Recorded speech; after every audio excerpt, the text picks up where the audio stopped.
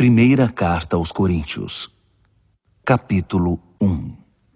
Eu, Paulo, chamado e enviado por Jesus, o Messias, conforme o plano de Deus, com meu amigo Sóstenes, envio esta carta a vocês da Igreja de Deus em Corinto, cristãos purificados por Jesus e separados para uma vida plena de Deus. Incluo nesta saudação todos os que invocam Jesus, onde quer que vivam. Ele é o Senhor deles, assim como o nosso. Que todos os dons e benefícios que vêm de Deus, nosso Pai, e do Senhor Jesus Cristo, sejam de vocês. Toda vez que penso em vocês, e o faço com frequência, agradeço a Deus pela vida que levam, com livre acesso a Ele concedido por Jesus. O que aconteceu com vocês é algo que excede a imaginação humana e não pode ser dito em palavras. Cristo pode ser visto claramente na vida de vocês. Basta pensar que vocês não precisam de nada, já têm tudo.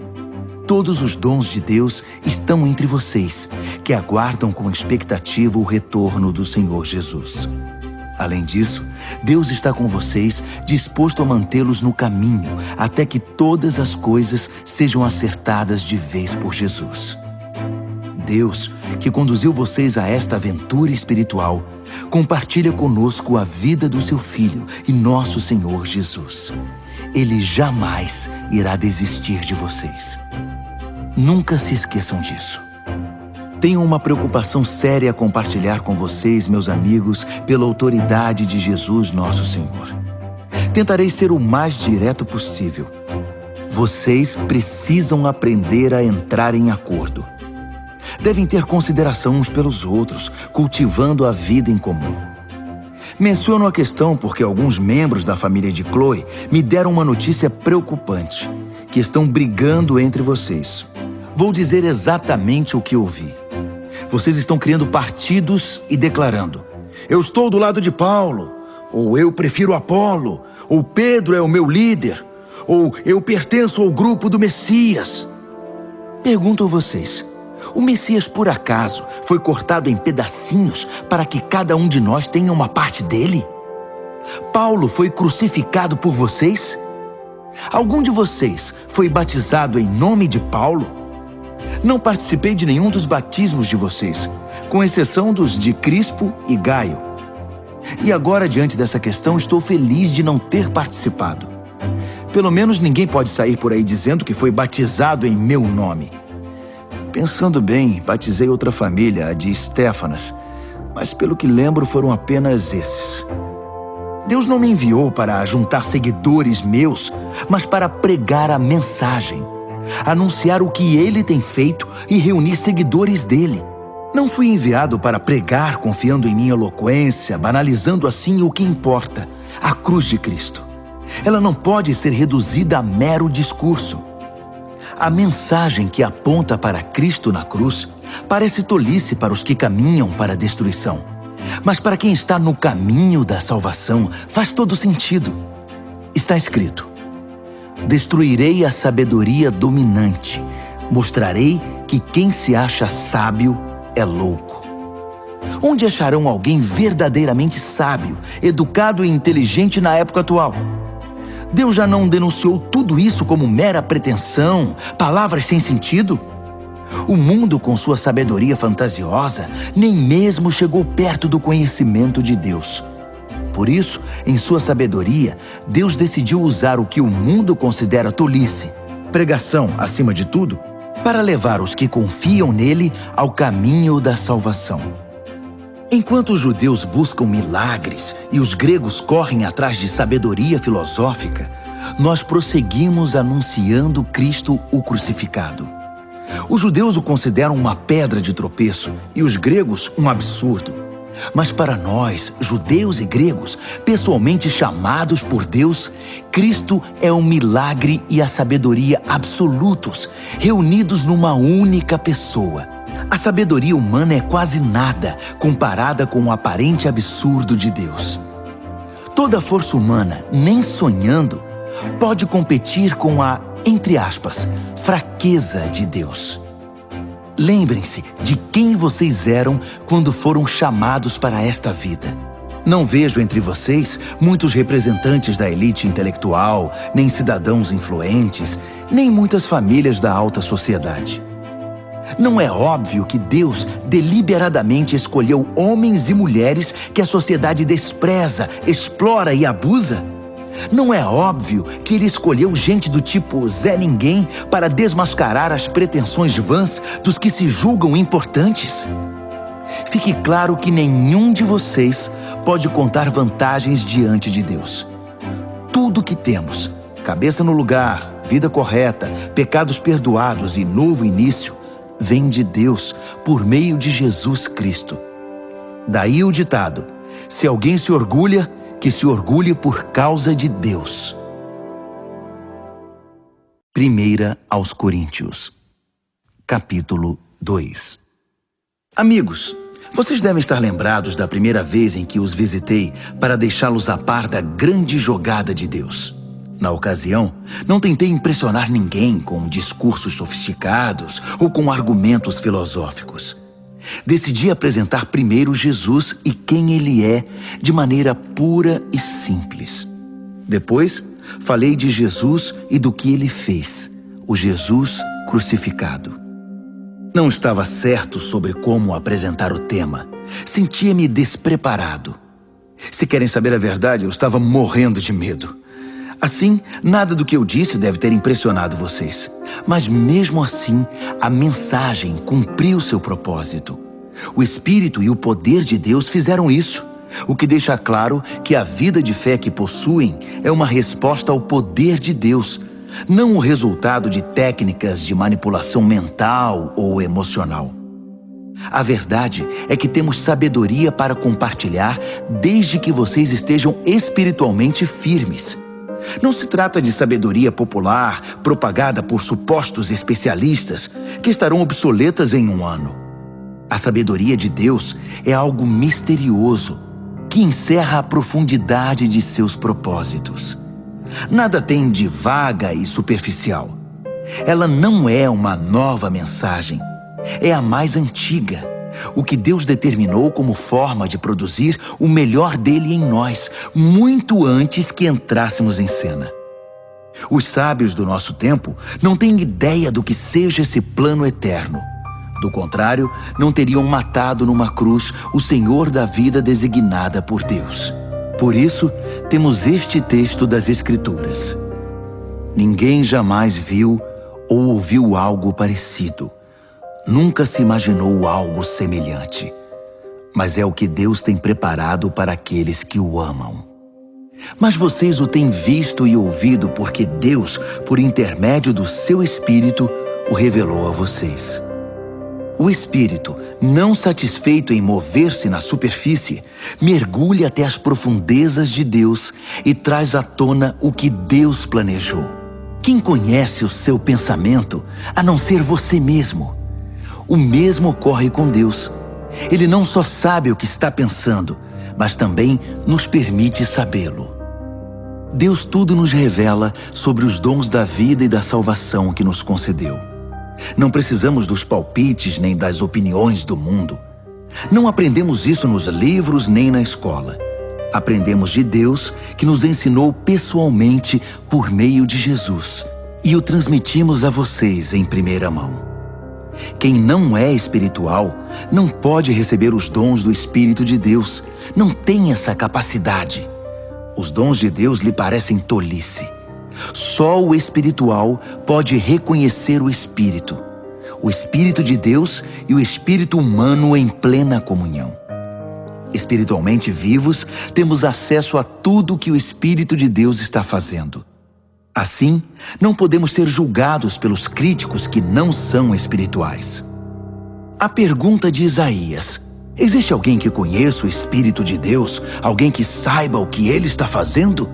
Foi respondida: Cristo sabe, e nós temos o Espírito de Cristo. Primeira Carta aos Coríntios, capítulo 3. No entanto, amigos, sinto-me frustrado pela maneira nada espiritual com que vocês lidam uns com os outros e com Deus. Vocês estão agindo como bebês em relação a Cristo. Parece que só sabem mamar. Pois bem, vou amamentá-los, visto que não sabem se alimentar sozinhos. Quando vocês se apegam a algo apenas por se sentirem bem ou para dar impressão de que são importantes, não são muito diferentes de um bebê de colo, que só fica contente quando tudo lhe agrada. Quando um de vocês diz, estou do lado de Paulo, e o outro diz, eu prefiro Apolo, não está sendo infantil? Quem vocês pensam que Paulo é? Ou Apolo? Somos servos, nós dois, que os serviram enquanto aprendiam a confiar a vida ao Senhor. Cada um de nós cumpriu a tarefa de servo. Eu plantei a semente, Apolo regou as plantas, mas Deus fez vocês crescerem. Não é quem planta, nem quem rega que está no centro do processo, é Deus. Ele faz as coisas acontecerem. Plantar e regar são trabalhos menores. O que torna essas atividades dignas é o Deus a quem servimos. Vocês são a lavoura de Deus e nós trabalhamos nela. Usando outro exemplo, vocês são a casa de Deus. Usando o dom que Deus me deu de arquiteto, desenhei a planta. Apolo ergueu as paredes.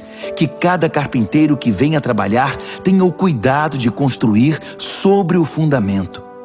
Lembrem-se de que há apenas um fundamento já estabelecido: Jesus Cristo. Sejam exigentes ao escolher o material que irão utilizar na obra. Em algum momento haverá uma inspeção. Se tiverem usado material barato, de segunda linha, vocês serão descobertos. A inspeção será rigorosa. Tudo precisa estar de acordo. Se o trabalho de vocês passar na inspeção, ótimo. Se não, a parte de vocês na construção será derrubada. Mas vocês não serão destruídos. Vão sobreviver, mas com dificuldade.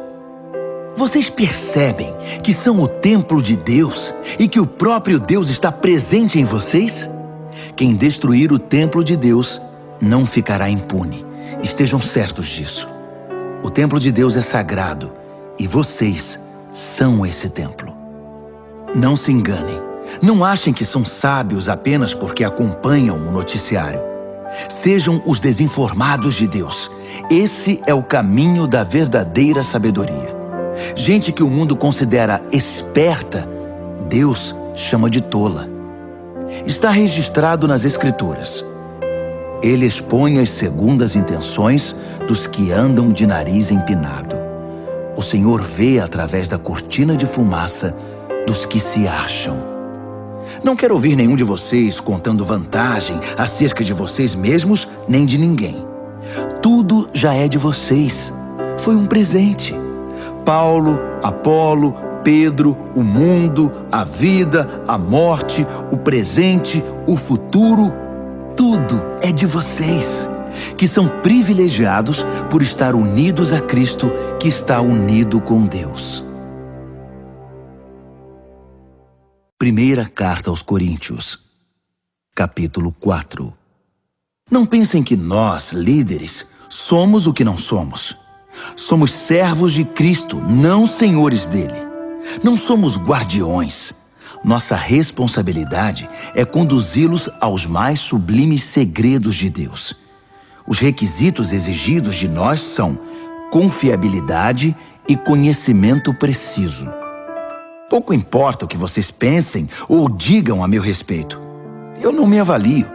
Nesse caso, os rótulos são irrelevantes. Desconheço algo que me desqualifique na minha tarefa para com vocês. Mas isso não quer dizer muita coisa. O Senhor é quem faz este julgamento. Assim, não corram na frente do Senhor, tirando conclusões com base em julgamentos pessoais antes de analisar tudo. Quando Ele vier, trará a público segredos que ninguém imagina, motivações interiores, propósitos e orações. Só então ouviremos o muito bem de Deus. Tudo que faço agora é mostrar que todos esses assuntos dizem respeito a Apolo e a mim, para que vocês aprendam a se controlar e não se precipitem em julgar sem ter conhecimento de todos os fatos. É importante analisar todas as coisas do ponto de vista de Deus. Não me agrada vê-los bajulando uns e difamando outros com base em boatos. Pois quem é que realmente conhece vocês, que sabe o que tem no coração? E se conhecesse, descobriria algo de que possam se vangloriar? Não são dons de Deus tudo que vocês têm e são? Por que então tantos rótulos e disputas? Vocês já têm tudo de que precisam. Têm mais acesso a Deus do que podem imaginar. Deixando de lado Apolo e a mim, vocês estão no topo do mundo, pelo menos no mundo de Deus. E nós estamos lá com vocês. O que vejo é que nós, que temos a mensagem, fomos colocados por Deus num palco, mas ninguém quer comprar o ingresso. Somos como um acidente na rua para o qual o mundo olha quando passa. Somos os desajustados do Messias. Vocês podem estar seguros, mas nós vivemos em meio a fragilidades e incertezas. Vocês podem ser bem considerados pelos outros, mas nós somos maltratados muitas vezes. Na maior parte do tempo, não temos o suficiente para comer. Usamos roupas remendadas, portas nos são fechadas na cara e aceitamos os piores empregos para ganhar a vida, sempre com muito esforço. Quando nos ofendem, dizemos, Deus o abençoe. Quando espalham fofocas sobre nós, reagimos com uma palavra boa. Somos tratados como lixo, como restos de comida. E a situação não vai melhorar. Não estou escrevendo para brigar, nem para criar algum desconforto. Escrevo como um pai, meus filhos. Amo vocês e quero que sejam adultos, não crianças mimadas. Há muita gente que não vê a hora de apontar o dedo para o que vocês têm feito de errado. Mas não há muitos pais dispostos a investir tempo e esforço para ajudá-los a crescer. Foi quando Jesus me levou a proclamar a vocês a mensagem de Deus que me tornei o pai de vocês. Não estou pedindo que façam o que eu mesmo já não esteja fazendo. Foi por isso que primeiro enviei Timóteo. Ele também é meu filho querido e fiel ao Senhor. Ele irá refrescar a memória de vocês quanto às instruções que passo regularmente às igrejas no caminho de Cristo. Sei que alguns de vocês são tão cheios de vocês mesmos que nunca ouvem ninguém, muito menos a mim. Mas estarei aí, se Deus quiser, mais cedo do que vocês pensam. E então verei se tudo o que falam não passa de papo furado. Pois o caminho de Deus não é mera conversa, é vida cheia de poder. Então, como devo me preparar para esse encontro? Como quem disciplina com severidade, que os obriga a cumprir seu dever? Ou como bom amigo e conselheiro? Vocês decidem. 1 aos Coríntios, capítulo 5. Também fiquei sabendo de um caso escandaloso entre vocês que não seria tolerado nem fora da igreja. Um dos membros está dormindo com a madrasta. E vocês ainda se sentem tão superiores, tão satisfeitos com vocês mesmos, que isso nem os incomoda. Não acham que deveriam estar tristes, de joelhos, derramando lágrimas? Ninguém pensou que tal conduta precisava ser denunciada e corrigida? Vou dizer o que eu teria feito. Ainda que esteja longe, é como se eu estivesse aí com vocês, porque sei perfeitamente o que está acontecendo e digo que está errado. Vocês não podem apenas ficar olhando e esperar que tudo se resolva. Reúnam a comunidade e estarei presente em espírito com vocês. Tratem da questão e resolvam o problema na autoridade de Jesus, nosso Senhor, que estará presente entre vocês. Submetam a conduta desse homem perante todos. Que ele a defenda, se puder. Mas se não puder, que seja excluído, ficando à mercê de Satanás. Sem dúvida será um choque para ele e um embaraço para vocês. Mas é melhor isso do que a condenação. Além do mais, o que importa é estar perdoado diante do Senhor no dia do juízo. A arrogância e a insensibilidade de vocês nessa questão me perturba. Vocês trataram o caso como se nada fosse. O fermento também parece nada, mas leveda rapidamente toda a massa de um pão. Portanto, livrem-se desse fermento. Nossa identidade é pura e simples. Não pode conter ingredientes estranhos. O Messias, nosso Cordeiro Pascal, já foi sacrificado na refeição da Páscoa. E nós somos o pão sem fermento, que faz parte da festa. Portanto, participemos dessa festa, não como pão inchado com o fermento do mal, mas como pão sem fermento, sincero e genuíno. Escrevi na minha carta anterior que vocês não devem se sentir à vontade com quem vive na promiscuidade. Não quis dizer também que vocês não devem ter nenhum tipo de relacionamento com gente de fora da comunidade. O mesmo vale para os corruptos de nenhum tipo e para os religiosos impostores. Para não ter contato com esse tipo de gente, vocês teriam de sair do mundo. Mas estou dizendo que quando um amigo que alega ser cristão se comporta de modo promíscuo ou corrupto, cheio de revolta contra Deus ou contra os amigos, se embebeda ou se torna explorador, vocês não devem agir como se tudo isso fosse normal. Não podem simplesmente conviver com isso como se fosse um comportamento aceitável. Não sou responsável por aquilo que os de fora fazem. Mas será que não temos nenhuma responsabilidade pelos que são da comunidade cristã? Deus tratará dos que são de fora, mas não podemos nos omitir quando nossos irmãos e irmãs saem dos trilhos. Se necessário, temos de limpar a casa. 1 aos Coríntios, capítulo 6. Outra coisa. Como vocês ousam levar um irmão ao tribunal? Se acham que foram prejudicados, faz sentido levar o caso a um tribunal que nada sabe dos caminhos de Deus, em vez de levá-lo à família da fé? Um dia, o mundo inteiro comparecerá perante um júri formado pelos seguidores de Jesus. Portanto, se vocês vão julgar o mundo, não seria melhor tratar desde já dessas questões menores? Nós vamos julgar até os anjos. Por que então não julgar assuntos corriqueiros? Quando há desentendimentos, por que buscar a solução em gente que vocês mesmos não confiam? Digo isso com toda franqueza, para que percebam a bobagem que estão fazendo. Será possível que não há ninguém sensato entre vocês que possa tomar decisões justas quando surgem disputas e desentendimentos? Não acredito. E vocês estão levando o irmão ao tribunal perante gente que nem sequer crê em Deus. Como podem fazer justiça se não creem no Deus da justiça? Batalhas judiciais são manchas na comunidade. Não seria melhor arcar com o prejuízo e esquecer tudo? Agindo assim, vocês estão incentivando mais erros e injustiça e causando mais sofrimento à família cristã. Não percebem que esse não é o caminho de se viver? Os injustos, que não se preocupam com Deus, não farão parte de seu reino. Quem usa e abusa das pessoas, do sexo, da terra e de tudo que nela existe, não se qualifica como cidadão do reino de Deus. Estou falando de libertinagem heterossexual, devassidão homossexual, idolatria, ganância e vícios destruidores. Alguns de vocês, por experiência, sabem do que eu estou falando, pois não faz muito tempo vocês estavam nessa lista. Mas foram purificados e tiveram uma nova chance oferecida por Jesus, nosso Senhor e Messias, e pelo Deus presente em nós, o Espírito.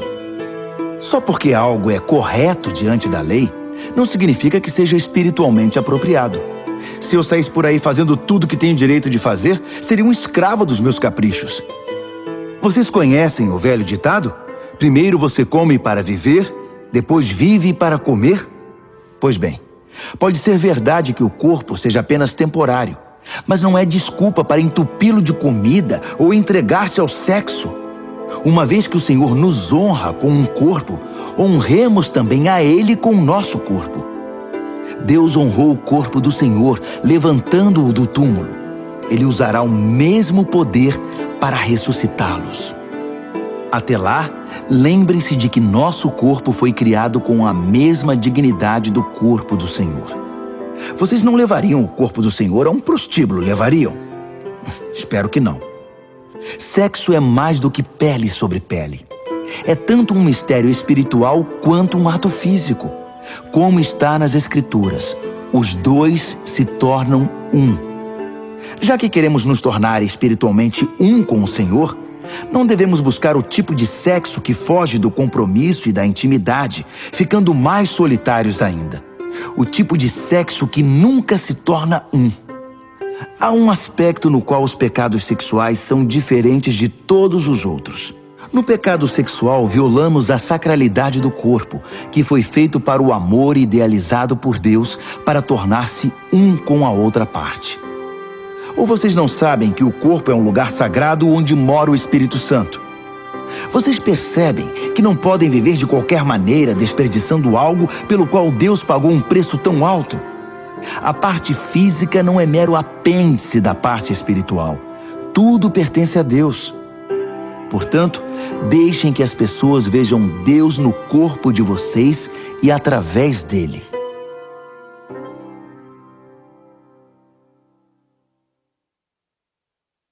Primeira Carta aos Coríntios, capítulo 7. Passemos agora às perguntas que vocês fazem na carta que me enviaram. Primeira, é bom ter relações sexuais? Sem dúvida, mas de maneira certa. É bom estar casado, tanto para o homem quanto para a mulher. Os impulsos sexuais são fortes, mas o casamento é forte o bastante para contê-los, permitindo uma vida sexual equilibrada e plena num mundo de desordem sexual. O leito matrimonial deve ser marcado por mutualidade. O marido procurando satisfazer a esposa procurando satisfazer o marido. O casamento não é um espaço para brigar por direitos. O casamento é uma decisão de servir a outra parte na cama ou fora dela. A abstinência sexual é possível por um período de tempo, se ambos concordarem e se for para algum propósito de jejum e oração, mas apenas em ocasiões assim. Depois, voltem um para o outro. Satanás conhece maneiras engenhosas de nos tentar quando menos esperamos. Entendam que não estou ordenando tais períodos de abstinência. Apenas dou o melhor conselho se vocês quiserem proceder assim. Às vezes, penso que seria melhor que todos fossem solteiros como eu. Uma vida mais simples em muitos sentidos. Mas o celibato não é para todos. Assim como o casamento também não. Deus dá a alguns o dom de ser solteiro e a outros o dom de ser casado.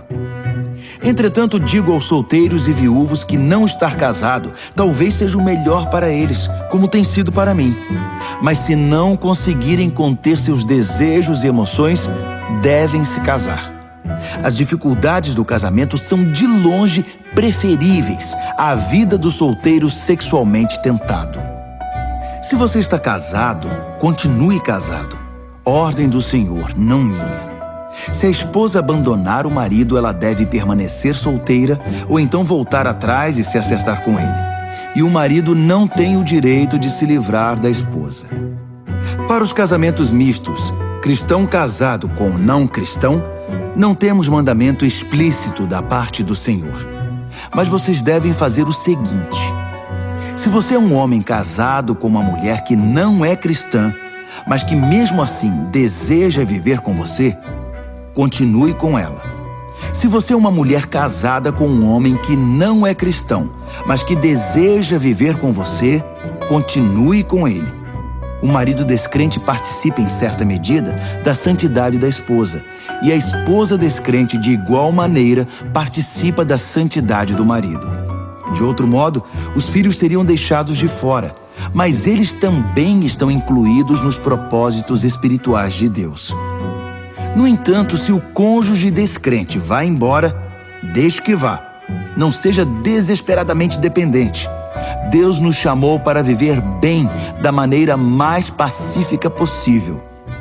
Você, esposa, não tem como saber se o seu modo de agir pode trazer seu marido de volta, não apenas para você, mas para Deus. Marido, você não tem como saber se o seu modo de agir pode trazer sua esposa de volta não apenas para você, mas para Deus. Não alimente o desejo de estar em outro lugar ou com outra pessoa. Você está agora no lugar que Deus preparou para você. Viva, obedeça, ame e creia nesta situação. É Deus, não sua situação conjugal, que define sua vida. Não pensem que estou sendo mais duro com vocês do que com outras igrejas. Dou o mesmo conselho a todas elas. Você era judeu quando Deus o chamou? Não desfaça sua condição. Você era não judeu no tempo do seu chamado? Não tente se tornar judeu. Ser judeu não é o mais importante. O que importa é obedecer ao chamado de Deus e seguir seus mandamentos. Continue como você estava quando Deus o chamou. Você era escravo? Escravidão não é obstáculo para crer. Não quero dizer que você esteja impedido de sair. Se você tiver uma chance de obter a liberdade, vá em frente. Estou apenas tentando dizer que com seu novo Senhor você vai experimentar uma liberdade maravilhosa, inimaginável. Mas se você era livre quando Cristo chamou, irá experimentar como é maravilhoso tornar-se escravo de Deus, o que é igualmente inimaginável. Todos vocês, escravos e livres, um dia foram reféns de uma sociedade pecaminosa. Mas um valor imenso foi pago pelo resgate de vocês. Agora que estão livres dos velhos vícios, não voltem a ser ou fazer o que o mundo pede a vocês. Amigos, permaneçam na condição em que foram chamados por Deus. Ele está com vocês. Permaneçam firmes com Ele do lado. O Senhor não deu orientações explícitas para as virgens, mas como sou muito experiente na misericórdia do Senhor e sempre fiel, confiem no meu conselho.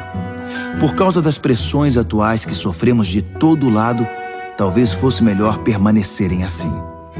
Você está casado? Permaneça casado. Não está casado? Não se case. Mas se vier a se casar, não comete pecado. O que estou dizendo é que quando você se casa, assume um peso a mais, numa época já estressante demais. Eu queria poupá-los disso. Quero ressaltar, amigos, que o tempo é essencial. Não há tempo a perder. Portanto, não compliquem a vida desnecessariamente. Vivam de maneira simples. No casamento, na tristeza, na alegria, no que for. Mesmo em assuntos corriqueiros, como na rotina diária das compras. Sejam econômicos na escolha das muitas coisas que o mundo tenta empurrar para vocês. O mundo, como vocês o conhecem, está se desvanecendo. Quero que vivam o máximo que puderem, livres de complicações. Quem não é casado está livre para se dedicar unicamente ao Senhor. O casamento envolve a pessoa nos emaranhados da vida doméstica e na necessidade de agradar o cônjuge. Essas demandas exigem quase toda a atenção. O tempo e a energia que os casados gastam no cuidado mútuo podem ser utilizados para Deus por quem não é casado. Estou tentando facilitar as coisas, não torná-las mais difíceis. Tudo o que desejo é que vocês sejam capazes de desenvolver um modo de vida no qual possam se dedicar ao Senhor sem distrações. Se um homem tem uma amiga a quem é leal, mas não tem intenção de se casar, decidido a servir a Deus como solteiro e depois muda de ideia e decide casar-se com ela, ele deve ir em frente e se casar, não é pecado. O casamento não está um degrau abaixo do celibato, como alguns dizem. Mas se o homem está bem em sua decisão pela vida de solteiro dedicada a Deus, e for essa sua convicção, não algo que lhe foi imposto, ele deve permanecer assim. O casamento é espiritual e moralmente correto, e não é de modo algum inferior ao celibato, embora, como já disse, por causa dos tempos em que vivemos, tenham razões pastorais para encorajar o celibato. A esposa deve permanecer com o marido enquanto ele viver.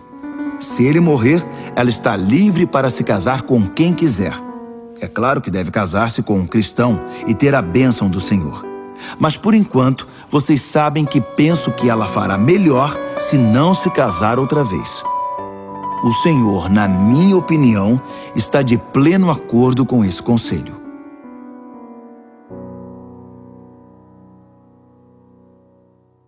Primeira Carta aos Coríntios, capítulo 8. Continua em aberto a questão sobre a carne oferecida a algum ídolo. Será que é correto participar de refeições nas quais esse tipo de carne é servido? Temos a tendência de pensar que sabemos de tudo e que temos a resposta para essa pergunta. Mas o coração humilde pode nos ajudar muito mais do que a mente orgulhosa. Nunca saberemos o bastante até reconhecer que só Deus sabe tudo. Alguns dizem, acertadamente, que os ídolos não existem de verdade, que não há nada neles, que não há outro Deus a não ser nosso único Deus e que não importa quantos desses chamados deuses sejam invocados e cultuados, eles nada acrescentam à nossa vida, exceto alguma história fantasiosa. Eles dizem, mais uma vez acertadamente, que há apenas um Deus, o Pai, que tudo nos dá e quer que vivamos para Ele. Dizem também que só há um Senhor, Jesus, o Messias, e que tudo é por causa dele, nós inclusive. Sim, é verdade.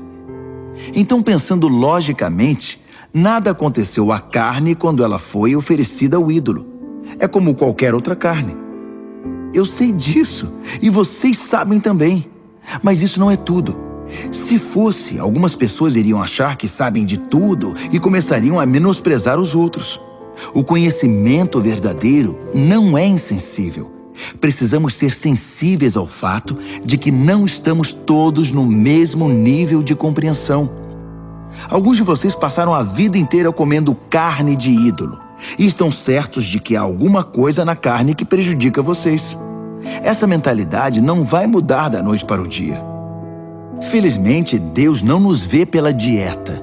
Não somos elogiados quando comemos de tudo, nem repreendidos quando não toleramos essa comida.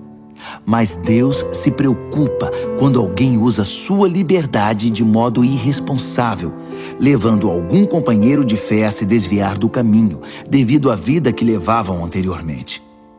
Por exemplo, digamos que vocês se vangloriem da sua liberdade indo a um banquete oferecido em honra aos ídolos, no qual o prato principal seja carne sacrificada a ídolos. Mas essa postura pode representar um perigo para quem ainda luta com a questão, alguém que os considere sábios e maduros.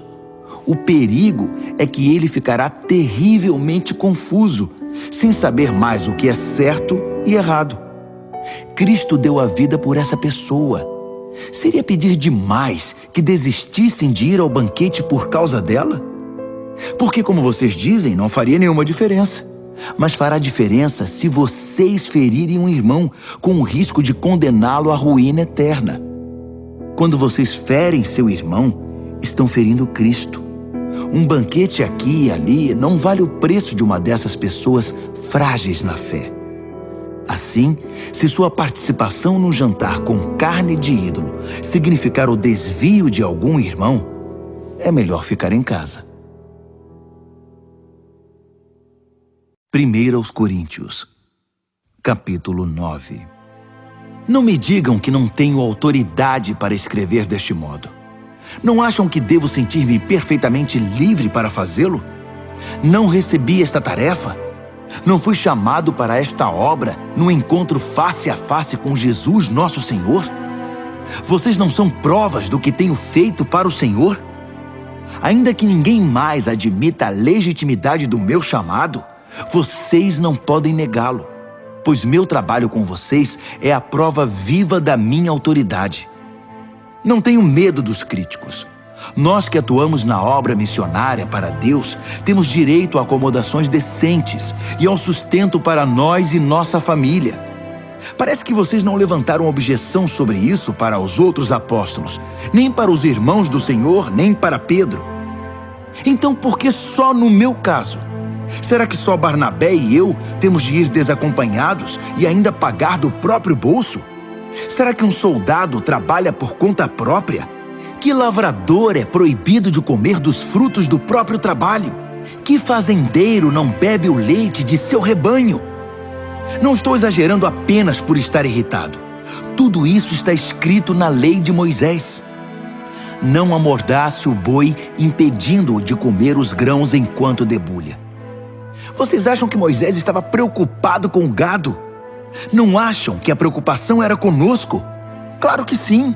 Lavradores trabalham ansiosos pelo tempo da colheita.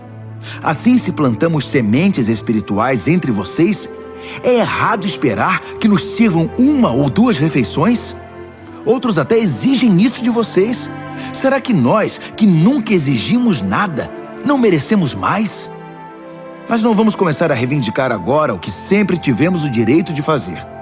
Nossa decisão é desistir de qualquer coisa que nos desvie da mensagem de Cristo. Minha preocupação agora é que vocês não usem nossas decisões para tirar vantagem ou privar alguém dos seus direitos. Vocês sabem que quem trabalha no templo sempre teve a garantia de poder viver dos rendimentos da casa de Deus. Também os que oferecem sacrifícios no altar podem se alimentar do que é sacrificado. Seguindo o mesmo raciocínio, o Senhor determinou que quem proclama a mensagem deve ser sustentado por aqueles que creem nela. Mesmo assim, quero deixar claro que nunca peguei nada para mim e que não estou escrevendo agora para exigir alguma coisa. Prefiro morrer a permitir que duvidem de mim ou questionem meus motivos. Se proclamo a mensagem, não é para ganhar alguma coisa. Sou impelido a fazer isso, e ai de mim se não o fizer. Se eu considerasse este trabalho apenas um meio de ganhar a vida, eu esperaria algum pagamento. Mas como não penso assim, pois creio que ele me foi confiado de modo muito especial, por que esperaria ser pago? Então, acham que eu estou ganhando algo com isso? Na verdade, estou. O prazer de proclamar a mensagem sem que vocês tenham de pagar por isso. Vocês não precisam nem bancar minhas despesas. Ainda que eu esteja livre das exigências e expectativas de todos, tornei-me um servo voluntário de todos para alcançar todo tipo de gente. Religiosos, não religiosos, moralistas, libertinos, fracassados, desmoralizados, não importa. Não adoto o estilo de vida deles. Mantenho o meu comportamento baseado em Cristo, mas entrei no mundo deles e compartilhei da realidade deles. Tornei-me servo em minha tentativa de levar alguns dos que eu encontrei pelo caminho para uma vida salva por Deus. Fiz tudo por causa da mensagem. E não queria apenas falar dela, eu queria estar nela.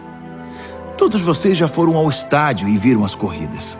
Vários atletas correm, mas apenas um vence. Correr para vencer. É para isso que os bons atletas treinam duro. Eles fazem isso por uma medalha de ouro, que perde o brilho e o valor. Mas vocês estão atrás da medalha que nunca envelhecerá. Não sei sobre vocês, mas eu estou correndo a toda velocidade rumo à linha de chegada. Estou dando tudo de mim. Nada de pegar leve. Estou alerta e preparado. Não vou ser apanhado dormindo no ponto. Depois de mostrar o caminho para os outros, nem posso pensar que eu poderia perder. 1 aos Coríntios, capítulo 10. Amigos, lembrem-se da nossa história e aprendam. Nossos antepassados foram todos guiados por uma nuvem e conduzidos milagrosamente através do mar. Eles passaram através das águas, num batismo como o nosso, enquanto Moisés os levava da morte e da escravidão para a vida de salvação. Todos comeram e beberam a mesma comida e bebida, providenciadas diariamente por Deus. Eles beberam da rocha, uma fonte de Deus, que os acompanhava por onde fossem. E a rocha era Cristo. Mas experimentar as maravilhas e graças de Deus não pareceu significar muito, porque muitos deles foram vencidos pela tentação no terrível deserto, e Deus não ficou satisfeito. O mesmo pode acontecer conosco. Precisamos estar atentos para nunca sermos apanhados trilhando um caminho próprio, como eles fizeram. Não podemos fazer a religião virar um circo, como eles fizeram. Primeiro festejaram, depois dançaram. Não podemos cair na promiscuidade. Eles pagaram caro por isso. Lembrem-se, nada menos de 23 mil mortes num só dia. Não cometam o erro de pensar que Cristo deve nos servir. Nós é que o servimos. Eles fizeram isso e Deus enviou-lhes cobras venenosas. Devemos tomar cuidado para não incentivar a reclamação. Foi ela que os destruiu. Esses incidentes são sinais de alerta da nossa história, escritos para que não venhamos a repetir os erros deles. Historicamente, vivemos situações semelhantes. Eles no início e nós no fim. E podemos confundir tudo, assim como eles. Não sejam tão ingênuos e autoconfiantes. Vocês não são diferentes. Podem fracassar tão facilmente como qualquer um. Nada de confiar em vocês mesmos. Isso é inútil. Mantenham a confiança em Deus. Nenhuma tentação, nenhum teste que surge no caminho de vocês é maior que o enfrentado por outros. Tudo que vocês precisam lembrar é que Deus não deixará que fracassem. Ele nunca permitirá que sejam pressionados além do limite, mas estará sempre com vocês para ajudá-los a vencer a tentação.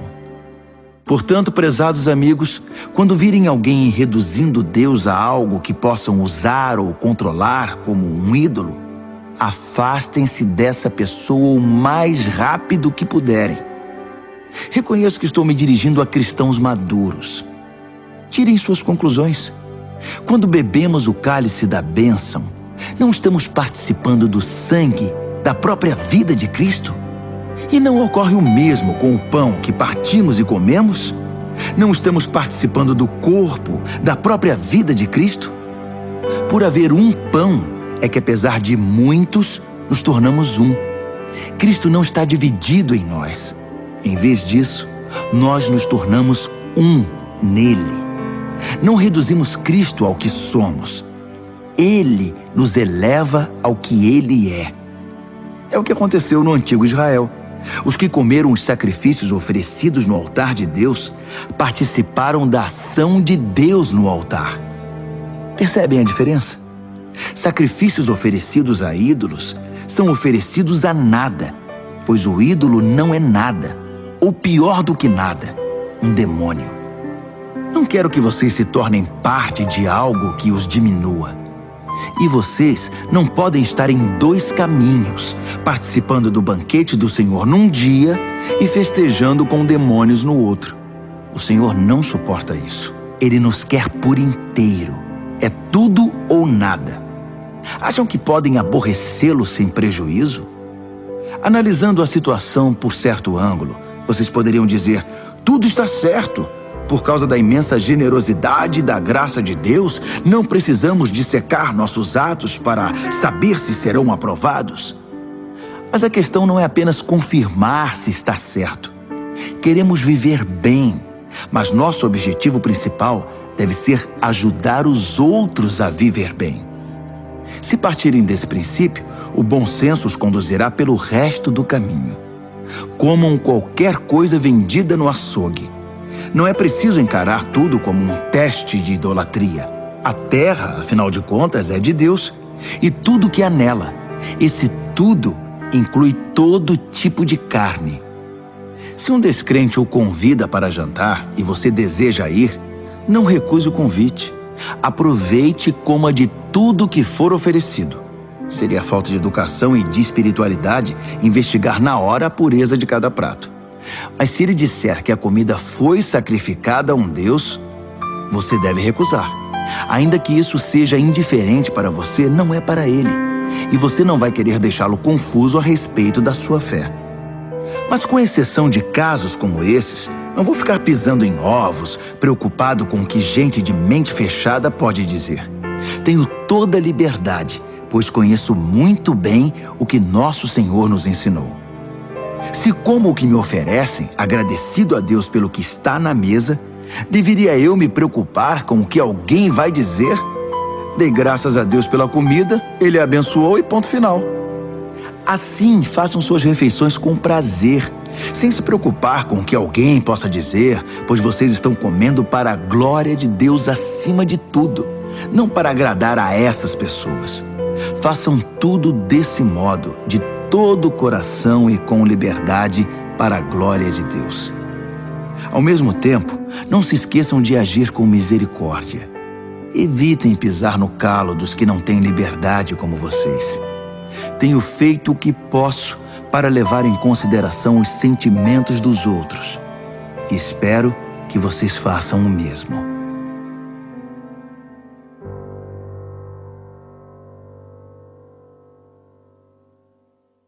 Primeira Carta aos Coríntios, capítulo 11.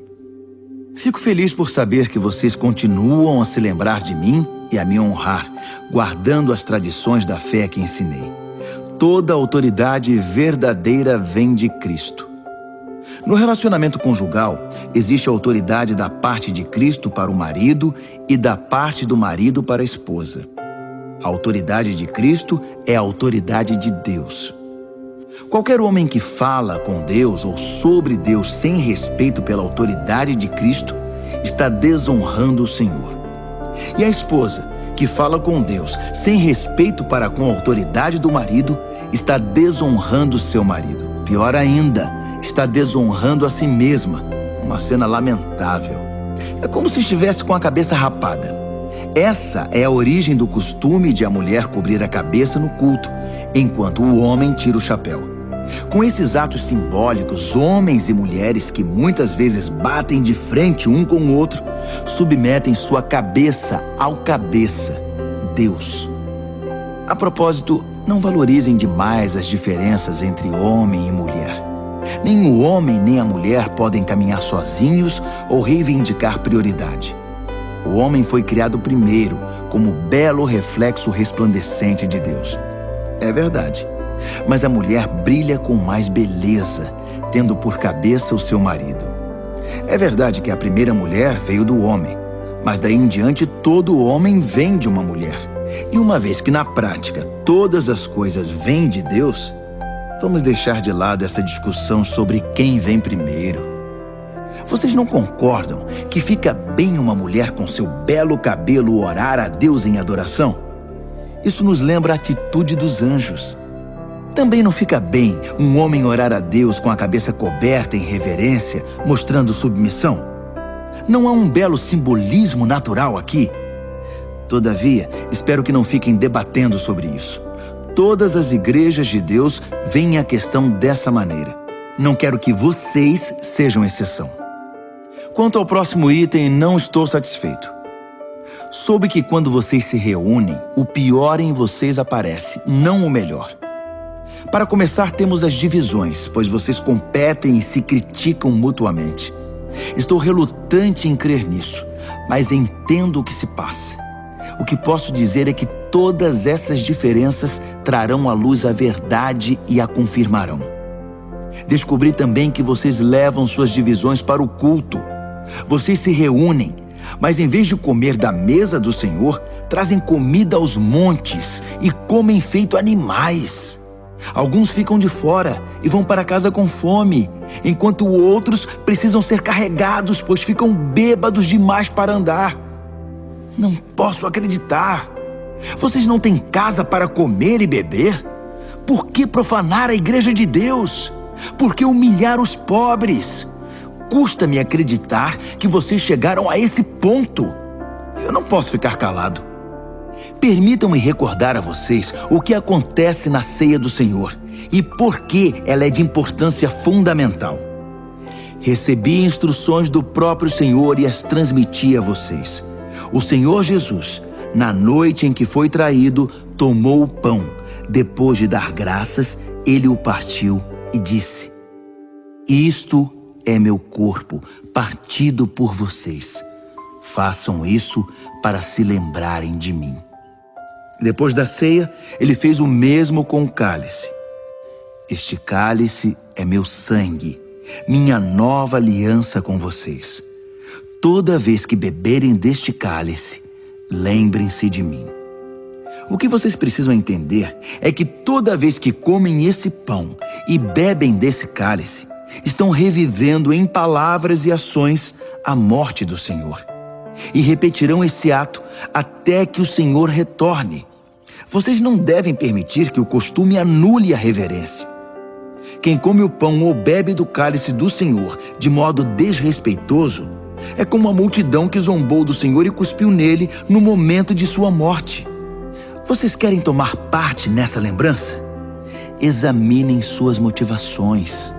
Testem o coração e venham para a ceia com santo temor. Se vocês não pensam no corpo partido do Senhor quando comem e bebem, correm o risco de enfrentar sérias consequências.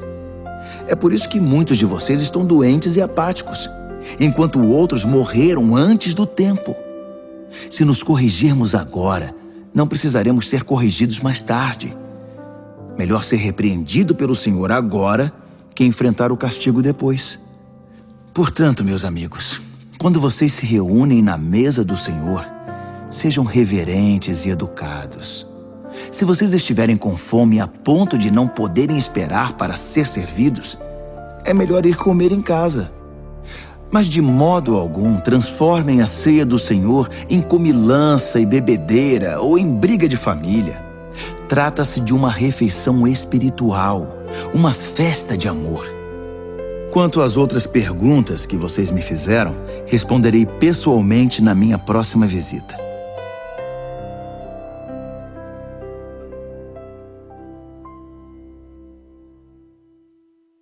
Primeira Carta aos Coríntios, capítulo 12. Quero agora falar sobre as várias maneiras pelas quais o Espírito de Deus se manifesta em nossa vida. O tema é complexo e quase sempre mal compreendido, mas vocês precisam ser informados. Vocês se lembram de como eram quando não conheciam Deus, mudando de um Deus falso para outro, sem saber o que estavam fazendo, apenas imitando o que todos faziam? Na vida cristã é diferente. Deus quer que usemos a inteligência. Por exemplo, usando o raciocínio, vocês sabem perfeitamente que o Espírito de Deus jamais induzirá alguém a dizer, maldito Jesus. E ninguém deseja dizer, Jesus é Senhor, sem o discernimento do Espírito Santo. Os dons variados de Deus são distribuídos por toda parte, mas todos têm origem no Espírito de Deus. Os variados ministérios são desenvolvidos em toda parte, mas todos têm origem no Espírito de Deus. As variadas expressões do poder de Deus se manifestam em toda parte, mas o mesmo Deus está por trás de tudo. A cada cristão é dado algo a fazer, que mostre como Deus é. Todos ganham, todos são beneficiados. Todo tipo de dom é distribuído pelo Espírito para todo tipo de pessoa. A variedade é maravilhosa. Conselho sábio, entendimento claro, confiança sincera, cura dos enfermos, milagres, proclamação da palavra, discernimento de espíritos, línguas, interpretação de línguas. Todos esses dons têm uma origem comum, mas são distribuídos um a um pelo Espírito de Deus. Ele decide quem recebe o que e quando. É fácil entender como essa diversidade funciona se olharmos para o corpo humano. Nosso corpo está dividido em muitas partes, membros, órgãos, células. Mas a despeito de tantas partes, ainda é um corpo. Ocorre o mesmo com Cristo. Por meio do seu Espírito único, dissemos a Deus a nossa vida incompleta e sem sentido. Costumávamos tomar decisões de forma independente, mas agora vivemos uma vida plena e integrada, em que Ele tem a palavra final em tudo. É o que proclamamos em palavra e ação quando fomos batizados. Cada um de nós é agora uma parte de seu corpo ressuscitado, renovado e sustentado por uma fonte, seu Espírito, da qual todos nós bebemos. Nossos antigos rótulos como judeu ou grego, escravo ou livre, não têm mais utilidade. Precisamos de algo maior, mais abrangente. Quero que entendam que tudo isso faz vocês terem mais importância. Um corpo não é apenas uma parte ampliada.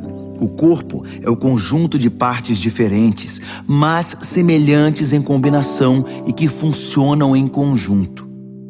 Faz algum sentido o pé dizer: não sou tão elegante quanto a mão, embelezada com anéis, por isso acho que não pertenço a este corpo?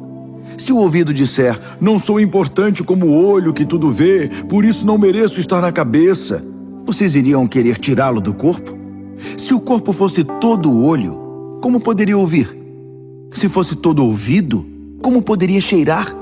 Mas sendo do jeito que é, podemos perceber que Deus pôs cada parte do corpo exatamente onde quis. Quero também que entendam que a diversidade mantém a importância de cada parte, impedindo que cada um dê valor apenas a si mesmo. Por melhores que sejam, vocês só têm importância por fazerem parte do corpo. Um olho enorme ou uma mão gigante não seria um corpo, e sim um monstro. O que temos é um corpo com muitas partes, cada uma do tamanho apropriado e em seu devido lugar. Nenhuma parte é importante por si mesma. Vocês podem imaginar o olho dizendo para a mão: fora, não preciso de você. Ou a mão dizendo para o pé: você está dispensado, não preciso mais de você. De fato, na prática, acontece o contrário. Muitas vezes, o que é menos proeminente é mais fundamental e também mais necessário. Por exemplo, vocês podem viver sem um olho, mas não sem o estômago. Quando seu corpo sofre, não faz nenhuma diferença se é um membro externo ou interno, maior ou menor. Todas as partes sofrem junto, pois cada parte tem a devida dignidade e importância. No entanto, vocês têm mais preocupação com as partes menos proeminentes. Se vocês tivessem de escolher, não iriam preferir uma boa digestão a um cabelo bonito? O modo pelo qual Deus formou o corpo humano é um modelo que nos ajuda a entender nossa vida comunitária na igreja. Cada parte depende da outra. As partes que mencionamos e as que não mencionamos. As partes que vemos e as que não vemos. Se uma parte se fere, todas as outras partes estão envolvidas. Se uma parte vai bem, todas as outras desfrutam esse bem-estar. Vocês são o corpo de Cristo. É o que vocês são. Jamais se esqueçam disso. Só depois que vocês reconhecem que participam desse corpo, é que a parte de vocês adquire algum significado.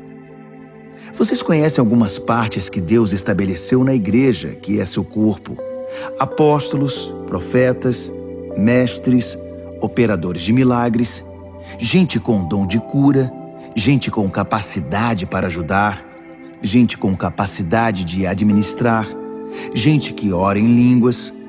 Não é óbvio que a Igreja de Cristo é um corpo completo marcada pela diversidade? Nem todos são apóstolos, profetas, operadores de milagres, gente com dom de cura. Nem todos oram em línguas. Nem todos são intérpretes de línguas. Mesmo assim, alguns de vocês ficam competindo, querendo ser uma das partes importantes.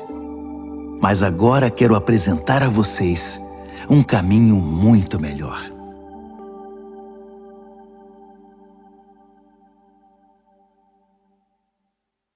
Primeira aos Coríntios, capítulo 13. Se eu falar com eloquência humana e com êxtase própria dos anjos, e não tiver amor, não passarei do rangido de uma porta enferrujada. Se eu pregar a palavra de Deus com poder, revelando todos os mistérios e deixando tudo claro como o dia, ou se eu tiver fé para dizer a uma montanha pule e ela pular, e não tiver amor, não serei nada. Se eu der tudo o que tenho aos pobres e ainda for para a fogueira como mártir, mas não tiver amor, não cheguei a lugar algum. Assim, não importa o que eu diga, no que eu creia ou o que eu faça, sem amor, estou falido. O amor nunca desiste. O amor se preocupa mais com os outros que consigo mesmo. O amor não quer o que não tem. O amor não é esnobe, não tem a mente soberba, não se impõe sobre os outros, não age na base do eu primeiro, não perde as estribeiras, não contabiliza os pecados dos outros, não festeja quando os outros rastejam, Tem prazer no desabrochar da verdade. Tolera qualquer coisa. Confia sempre em Deus. Sempre procura o melhor. Nunca olha para trás, mas prossegue até o fim. O amor nunca morre. A palavra inspirada um dia será esquecida. A oração em línguas vai passar. O entendimento alcançará seu limite. Nós conhecemos apenas parte da verdade, e o que dizemos a respeito de Deus é sempre incompleto. Mas quando o que é completo chegar, tudo o que é incompleto em nós deixará de existir. Quando eu era bebê no colo da minha mãe, eu balbuciava como qualquer bebê. Depois que cresci, deixei para sempre essas coisas de bebê. Hoje, não vemos as coisas com clareza. Estamos como que num nevoeiro, enxergando com dificuldade por entre a neblina. Mas isso não vai durar muito. O tempo vai melhorar e o sol vai aparecer. Então veremos tudo tão claramente quanto Deus nos vê, conhecendo-o diretamente, assim como Ele nos conhece. Mas por enquanto, até chegar à perfeição, temos 3 coisas que nos guiam até a consumação de tudo: confiança firme em Deus, esperança inabalável e amor extravagante.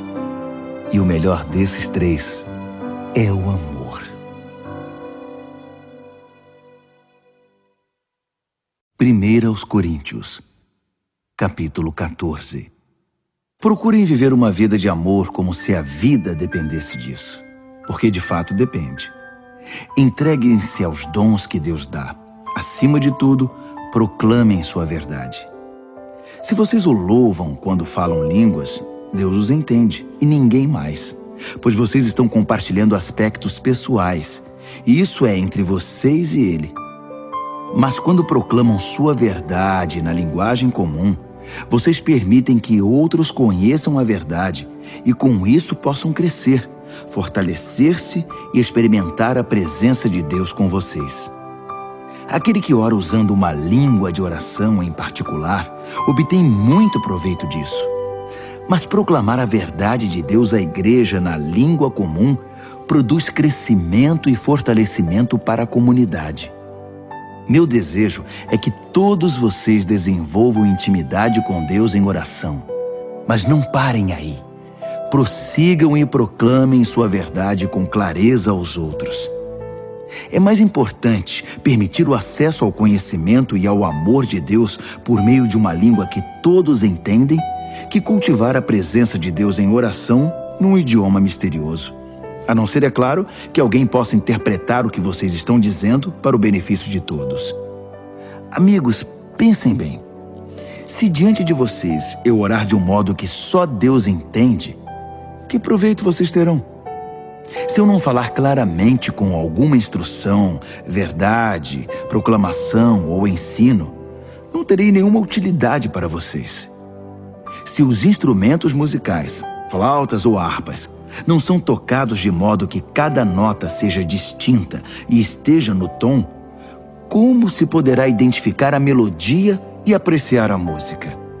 Se o toque da trombeta não é nítido, como será possível apresentar-se para a batalha?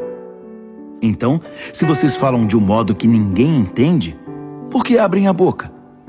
Há muitas línguas no mundo e todas têm significado para alguém. Mas se eu não entendo a língua, de nada me servirá. Não é diferente com vocês. Já que estão tão ansiosos por tomar parte no que Deus está fazendo, por que não se concentram em fazer o que é proveitoso para toda a igreja? Portanto, quando orarem em língua de oração, não guardem para vocês mesmos a experiência. Orem para poder compartilhá-la com outros.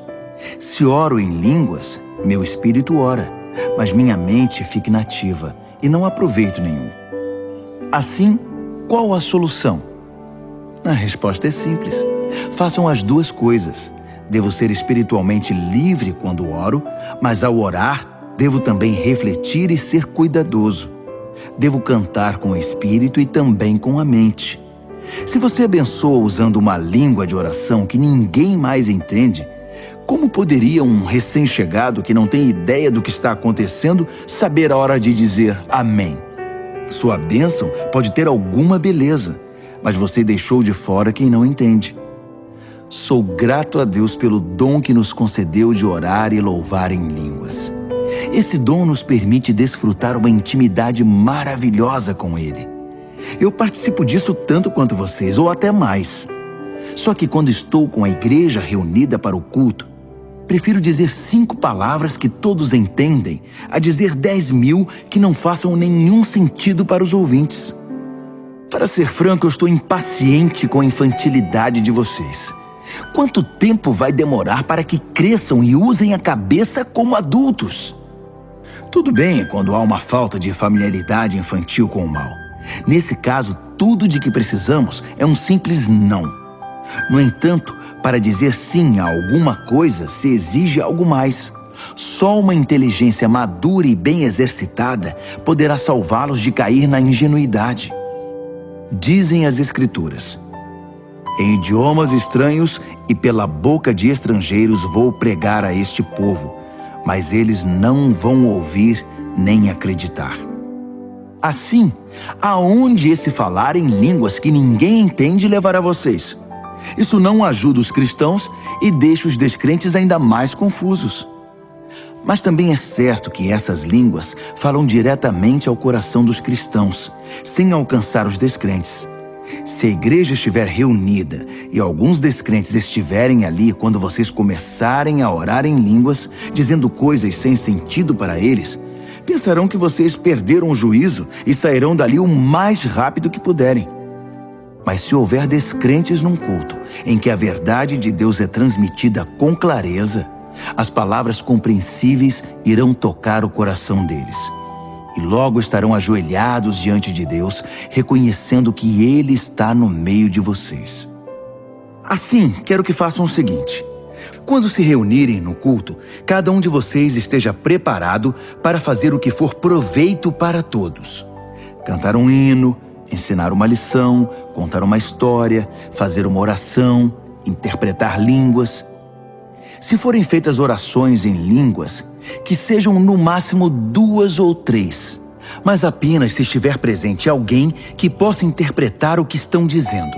Se não houver, que isso fique entre vocês e Deus. E que não haja mais de 2 ou 3 pessoas falando por culto, e os demais ouçam e guardem tudo no coração. Cada um, por sua vez, faça a sua parte, sem que ninguém assuma o controle. Assim, cada pessoa que falar tem a chance de dizer algo especial da parte de Deus, e vocês irão aprender uns com os outros. Se escolherem falar, são também responsáveis pelo modo e pelo momento de falar. Quando adoramos da maneira certa, não há confusão. Deus nos conduz à harmonia. Isso vale para todas as igrejas. As mulheres não devem interromper o culto falando quando deveriam estar ouvindo, nem fazer perguntas que poderiam ser feitas aos maridos em casa. Quanto a isso, o livro da lei de Deus orienta nossos procedimentos. As mulheres não têm licença para usar o momento de culto em conversas desnecessárias.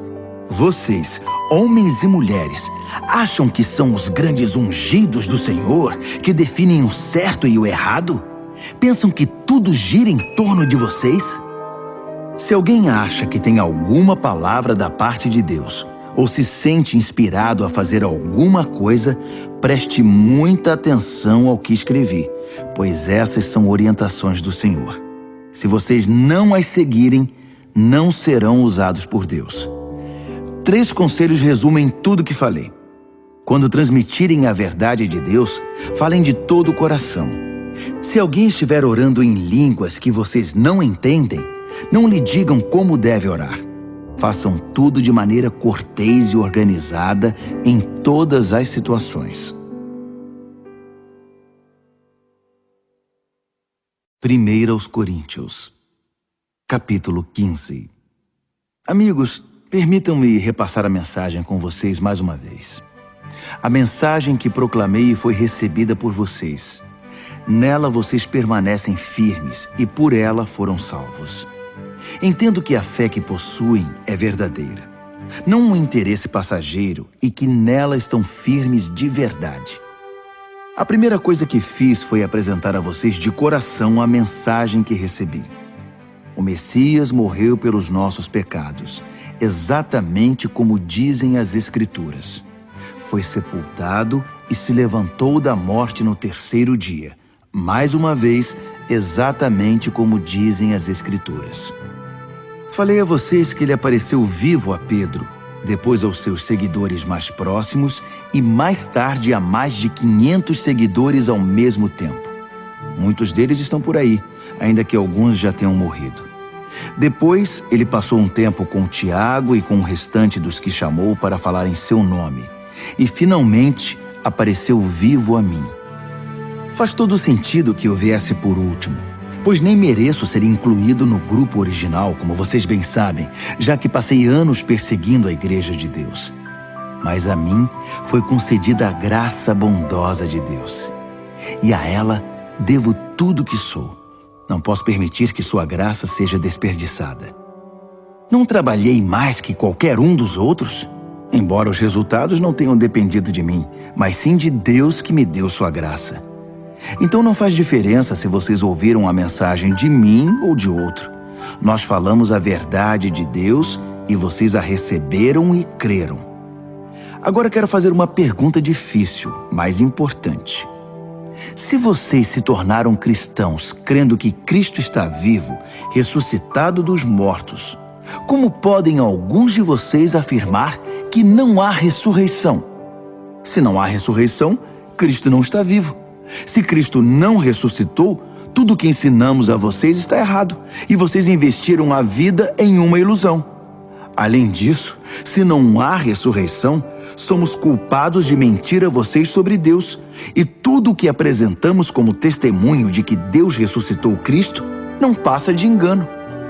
Se os mortos não podem ressuscitar, então Cristo não ressuscitou, porque ele morreu de fato. E se Cristo não ressuscitou, vocês continuam na escuridão, mais perdidos do que nunca. Para quem morreu, é ainda pior, porque morreram esperando a ressurreição em Cristo. Se tudo que temos de Cristo serve apenas para alguns poucos anos de vida, coitados de nós. Mas a verdade é que Cristo ressuscitou, sendo o primeiro de muitos que voltarão à vida. Há aqui um paralelo importante a ser ressaltado. No princípio, a morte nos alcançou por causa de um homem. Mas agora, a ressurreição dos mortos também nos alcança por causa de outro homem. Todos morrem em Adão, e todos tornam a viver em Cristo. Mas temos de esperar nossa vez. Cristo é o primeiro. Depois, os que estarão com ele em sua vinda, a grande consumação. Nessa ocasião, depois de ter conquistado plena vitória, ele entregará o reino ao Pai. Ele não desistirá até vencer o último inimigo. E o último inimigo é a morte. Como disse o salmista, ele os venceu a todos e os pisoteou. É claro que isso não inclui o próprio Deus, porque quando tudo finalmente estiver sob o domínio de Deus, o Filho virá, ocupando o seu devido lugar. E o domínio de Deus alcançará sua plenitude, um final perfeito. Como entender que alguns de vocês se ofereceram para ser batizados em favor dos mortos? Se não existe ressurreição, para que este batismo? Não é uma contradição? E por que devo eu continuar arriscando a vida de forma tão perigosa?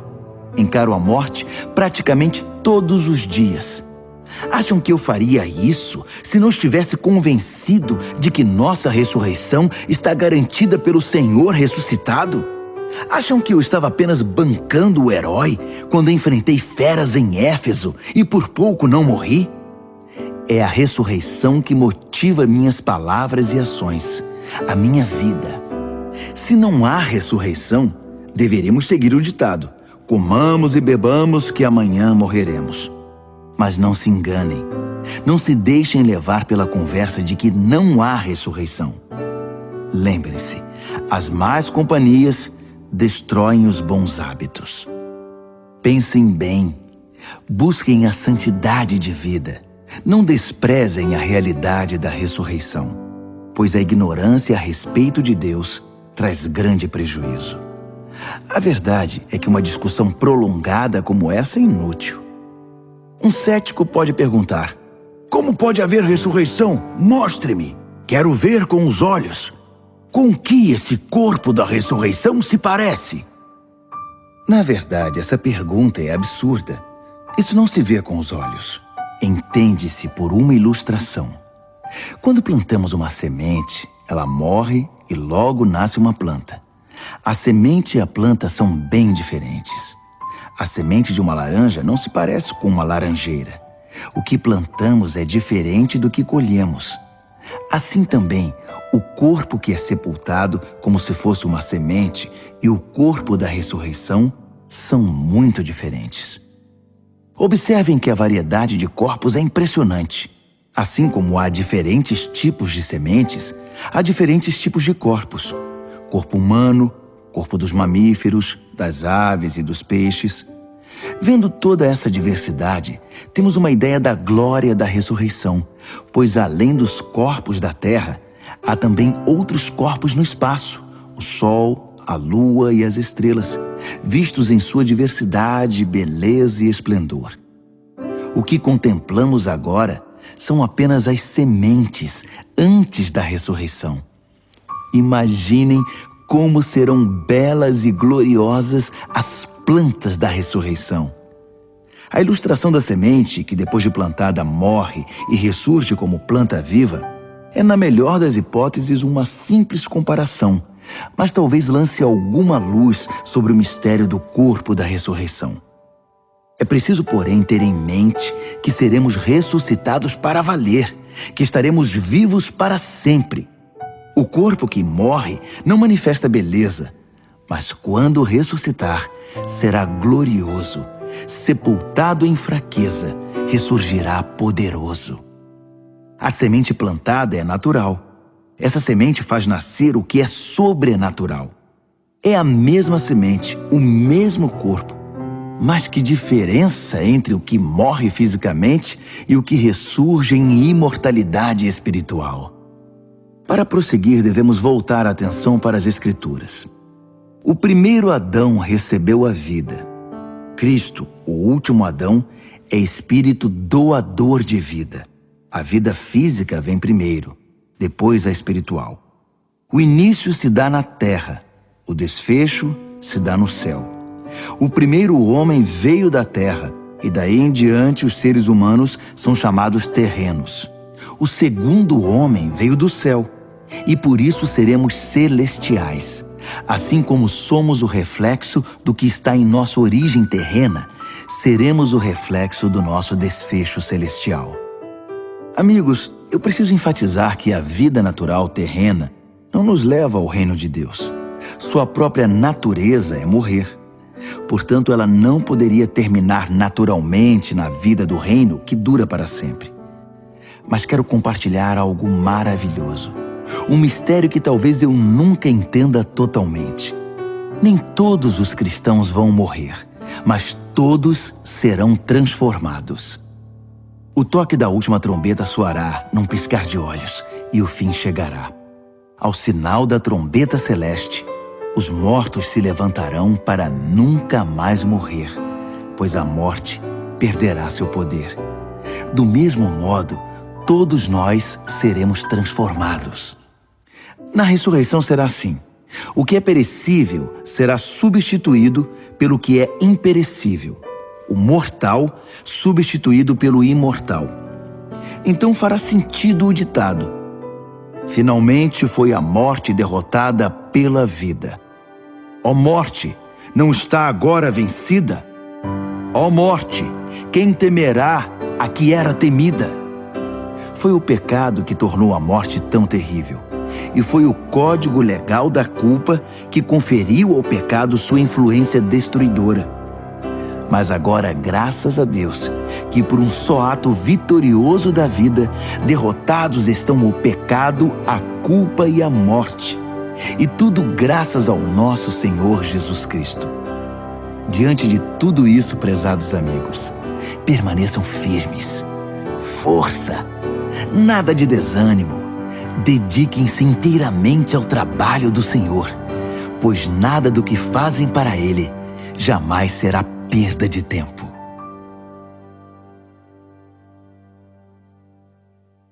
Primeira aos Coríntios, capítulo 16. No caso da oferta que está sendo arrecadada para ajudar os cristãos pobres, dou a vocês as mesmas instruções que dei às igrejas da Galácia. Todo domingo, cada um traga a sua oferta. Sejam generosos. Guardem o que for recolhido para que, quando eu chegar, tudo esteja pronto e eu não precise fazer nenhum apelo. Depois da minha chegada, escreverei cartas de recomendação aos responsáveis pela entrega da oferta em Jerusalém. Se acharem melhor que eu vá junto, ficarei feliz em viajar com eles. Planejo visitar vocês depois de passar pelo norte da Grécia. Não pretendo ficar muito tempo lá, mas pode ser que eu fique com vocês até passar o inverno. Talvez possam me ajudar quando eu partir para a próxima missão. Não quero visitá-los apenas de passagem. Meu desejo é demorar um bom tempo, se o Senhor quiser. Por enquanto, permaneço aqui em Éfeso. Uma grande porta de trabalho se abriu aqui, apesar da oposição. Se Timóteo aparecer, cuidem bem dele. Façam que ele se sinta em casa. Como eu, ele é incansável no trabalho do Senhor. Não permitam que ninguém o menospreze. Depois de algum tempo, enviem-no de volta a mim com a bênção de vocês. Digam-lhe que eu o estou esperando, bem como a quem o estiver acompanhando.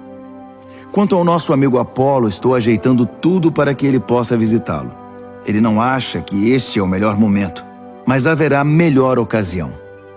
Fiquem de olhos abertos, sejam firmes na fé, compartilhem o que receberam, sejam corajosos e sempre ajam com amor. Gostaria de pedir um favor. Deem atenção especial à família de Estéfanas.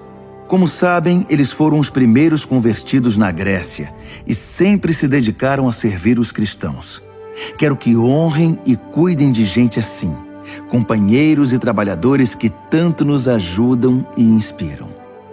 Quero que saibam como estou feliz por ter Estéfanas, Fortunato e Acaico comigo. Eles me suprem a falta que vocês fazem e renovaram minhas forças, mantendo-me em contato com vocês. Valorizem gente como eles. As igrejas aqui na província da Ásia enviam saudações.